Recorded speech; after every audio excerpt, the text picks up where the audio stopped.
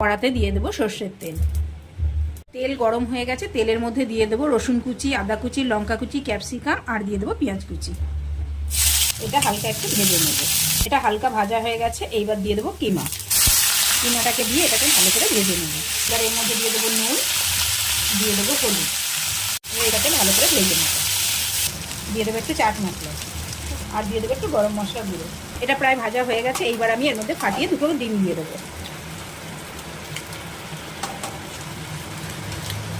এবার এই ডিমটা দিয়ে এটাকে আমি আর একটু ভেজে নেবো। এবার এর মধ্যে দিয়ে দেবো একটু ম্যাগি মশলা আর দিয়ে দেবো একটু টমেটো সস। এবার এইটাকে ভালো করে নেড়ে চেড়ে আমি নামিয়ে নেবো। ময়দাটাকে এরকম লুচির মতন বেলে নিয়েছি। এইবার দিয়ে দেবো একটু চিকেনের পুর দিয়ে এটাকে সিল করবো। এবার এর মধ্যে দিয়ে দেবো একটা আইসক্রিমের চামচ, দিয়ে এটাকে ভালো করে সিল করে নেবো। এইবার এর মধ্যে দিয়ে দেবো এই ম্যাগিগুলো। এরকমভাবে এটা দিলে এটা দেখতে খুব সুন্দর লাগবে। এই দেখো এইগুলো আমার তৈরি হয়ে গেছে। এইবার আমি এগুলোকে ভেজে নেব। এবার এক পিঠ হয়ে গেছে, এবার আমি হালকা করে এগুলো উল্টে দেবো। ওপর থেকে একটু সস আর ম্যাগি মশলা দিয়ে সার্ভ করো গরম গরম চিকেন ম্যাগি ললিপপ। এগুলো বাচ্চা থেকে বড় সবারই খুব ভালো লাগবে। দেখো কত সুন্দর দেখতে হয়েছে, খেতেও কিন্তু খুব সুন্দর হয়।